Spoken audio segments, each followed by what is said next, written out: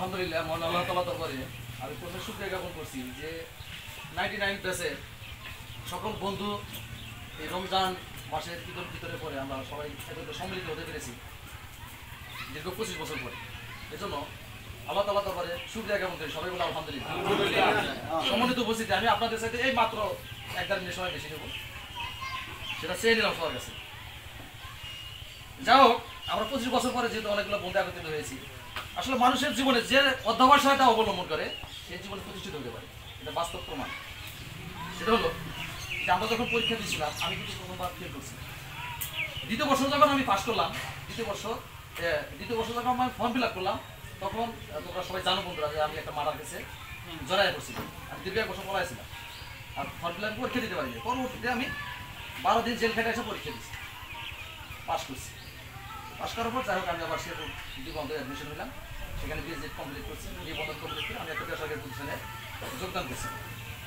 আচ্ছা, যাই হোক, করার পরে মহান রব্বুল আলামিন আমাকে, আমি বেসরকারি প্রতিষ্ঠানে ঢুকছি। আমার চাকরিটা সরকারি হয়েছে, গত 18 সালে সরকারি হয়েছে, রাজপুর সরকারি পাইলট বিশ্ববিদ্যালয়।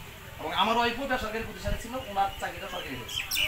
আল্লাহ তাআলার আসলে চাওয়ার চাইতে অনেক বেশি পেয়েছি, এজন্য আমি হাজার হাজার শুকরিয়া আল্লাহ তাআলার দরবারে জ্ঞাপন করি যে দুইটা চাকরি আমার সরকারি। আমার এক ছেলে এক মেয়ে, মেয়েটা ক্লাস 4-এ পড়ে আর ছেলেটা বয়স 9 মাস চলছে। তো আমি বন্ধু বান্ধবদের উদ্দেশ্যে একটা কথা বলতে চাই, সেটা হলো যে আমরা যেহেতু অধ্যবসায় অবলম্বন করে আমরা বিভিন্ন বন্ধু বান্ধব আমরা বিভিন্ন কর্মস্থলে আছি, যে যতটুকু কর্ম করছি সেই কর্মের উপরে আমরা বর্তমানে অবস্থান করতেছি।